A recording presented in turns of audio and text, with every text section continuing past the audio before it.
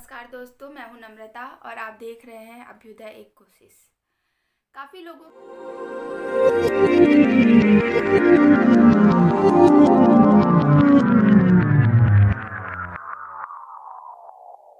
के मन में ये प्रश्न है कि आखिर अभ्युदय एक कोशिश क्यों?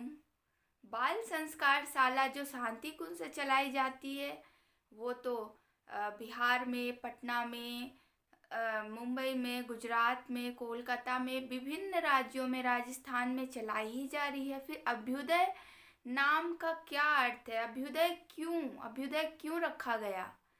अभ्युदय गुरुदेव और गुरुदेव के गुरुदेव जिन्होंने उन्हें जनेऊ के दौरान गायत्री मंत्र की दीक्षा दी थी, पंडित मदन मोहन मालवीय का एक गहरा संबंध है। अभ्युदय एक कोशिश को आप गुरुदेव से अलग ना लें, बल्कि ये समझें कि ये गुरुदेव का ही सपना है। गुरुदेव की श्रद्धा है, अपने गुरुदेव के प्रति समर्पण, जिसके लिए गुरुदेव ने हमें माध्यम चुना है, हमारे माध्यम से कर रहे हैं। दरअसल अभ्युदय की कहानी शुरू तब होती है जब हमारा देश गुलाम था अंग्रेजों का, और उस समय पंडित मदन मोहन मालवीय ने एक पत्रकारिता शुरू की थी।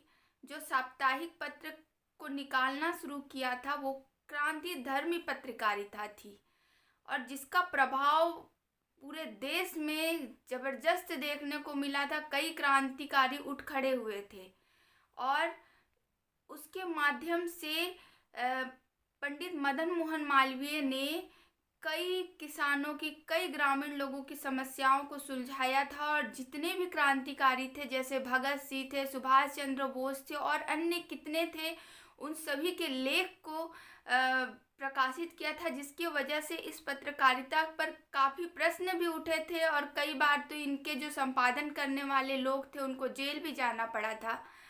आपको मैं बता दूं कि गुरुदेव के बसंत पंचमी आध्यात्मिक जन्म दिवस और अभ्युदय का एक बड़ा गहरा रिश्ता है। पंडित मदन मोहन मालवीय ने अभ्युदय पत्रकारिता की शुरुआत 1907 में बसंत पंचमी के दिन ही की थी। बसंत पंचमी के दिन उन्होंने हिंदी पत्रकारिता में एक नया उदय किया था, जिसका नाम था अभ्युदय।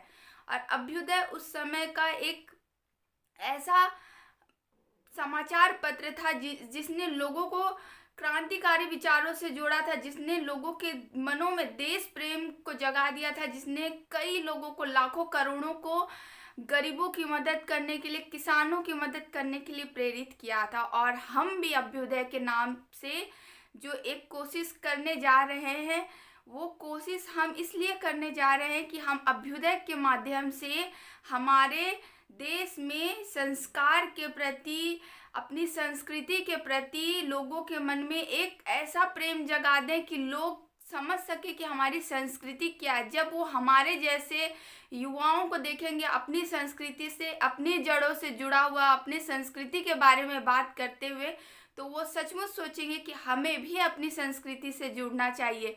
अगर हम बाल संस्कार शाला करेंगे तो हमारे साथ हजारों, लाखों, करोड़ों लोग जुड़ते जाएंगे। जो क्रांति कभी पंडित मदन मोहन मालवीय ने लाया था, हम उनकी तरह ज्ञानी नहीं है, हम उनके तरह बहुत ज़्यादा प्रतिष्ठित, संस्कारित और साधक नहीं है, लेकिन जितने हैं उतने भी अगर एक अंश भी हमने अपनी कोशिश कर दी तो हो सकता है कि हमें गुरुदेव का और पंडित मदन मोहन मालवीय जी का आशीर्वाद मिले, गुरुदेव का, दोनों गुरुदेव का एक साथ आशीर्वाद मिले और हमारी अभ्युदय कोशिश ऐसी शानदार कोशिश बने जो लाखों, करोड़ों लोगों को बताए कि वाकई में संस्कार क्या होता है, हमारे देश के बच्चों को उनके संस्कारों से जोड़े। आज हमारे देश में ही हम हिंदी माध्यम से पढ़ना नहीं चाहते, और हमारे हिंदी माध्यम से पढ़े हुए जितने भी युवा हैं, छात्र छात्रा, बच्चे, उनको वो सम्मान नहीं मिल पाता। हम अपने भारत में ही अपनी भारतीय संस्कृति के कपड़े पहन कर नहीं निकल सकते। अगर हम साड़ी पहन कर निकलते, हम सूट पहन कर निकलते हैं, तो लोग हमें प्राचीन काल के और गंवार समझते हैं, गांव के समझते हैं। वो हमें उस उच्च दृष्टि से नहीं देखते, उन्हें हम मॉडर्न नहीं लगते, आधुनिक नहीं लगते। तो ये अभ्युदय, ये कोशिश है कि आप भारत में रहते हैं, आप अपने देश की संस्कृति से प्यार करिए, अपने देश की जो सभ्यता है उससे प्यार करिए। आप जो हैं वो ही रहिए। अगर वो ना करें जो सारे लोग कर रहे हैं, आप वो करें जो आपको करना चाहिए। वाकई में आप जो हैं, आज पूरा विश्व भारत के वेदों पर शोध कर रहा है, भारत की जो संस्कृति है उसको अपना रहा है। आज विदेशी लोग साड़ी पहन रहे हैं, विदेशी लोग आज कृष्ण की पूजा कर रहे हैं, शिव की पूजा कर रहे हैं, और हम भारतीय ही अपने संस्कारों से विमुख हो रहे हैं। हम अपने संस्कारों को भूलते जा रहे हैं। तो हमें अपने संस्कार को पुनः जागृत करना है, पुनः जीवित करना है। उस अभियान का नाम है अभ्युदय। आपको शायद पता नहीं होगा कि आज बच्चे अपने परिवार के अभिभावकों को, पेरेंट्स को बदलने में सक्षम हैं। आज बच्चे जब कहते हैं कि नहीं, हमको पोकेमॉन देखना, हमको डोरेमोन देखना है, तो पेरेंट्स भी मजबूर होकर उनके साथ पोकेमॉन और डोरेमोन देखते हैं। वो रामायण और महाभारत के लिए बच्चों को प्रेरित नहीं करते। लेकिन अगर हमने बच्चों में ही ये संस्कार डाल दिया कि वो महाभारत कार्टून देखे, वो रामायण कार्टून देखे, वो अपनी सभ्यता से जुड़े जितने भी महापुरुष हैं, सुभाष चंद्र बोस को जाने, विवेकानंद को जाने, रामकृष्ण परमहंस को जाने, महात्मा गांधी को जाने, तो वो बच्चे भी उस क्षेत्र से अपने अभिभावकों को जोड़ेंगे जो मॉडर्नाइज बनने के चक्कर में अपनी संस्कृति से अलग होते जा रहे हैं। आज हम देख रहे हैं कि लोग बड़े बड़े धार्मिक संस्थाओं से तो जुड़े हैं, लेकिन उनके बच्चे बिल्कुल भी उस क्षेत्र से अलग है। उनके घर में वो संस्कार ही नहीं है।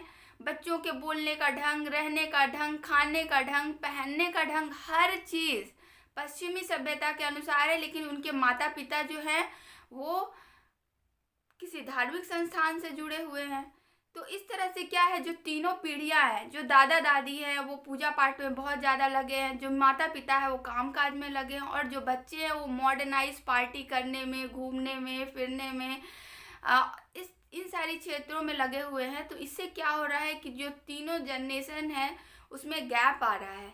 तो हमें इन तीनों जनरेशन के गैप के, तीनों पीढ़ियों के गैप को दूर करना है।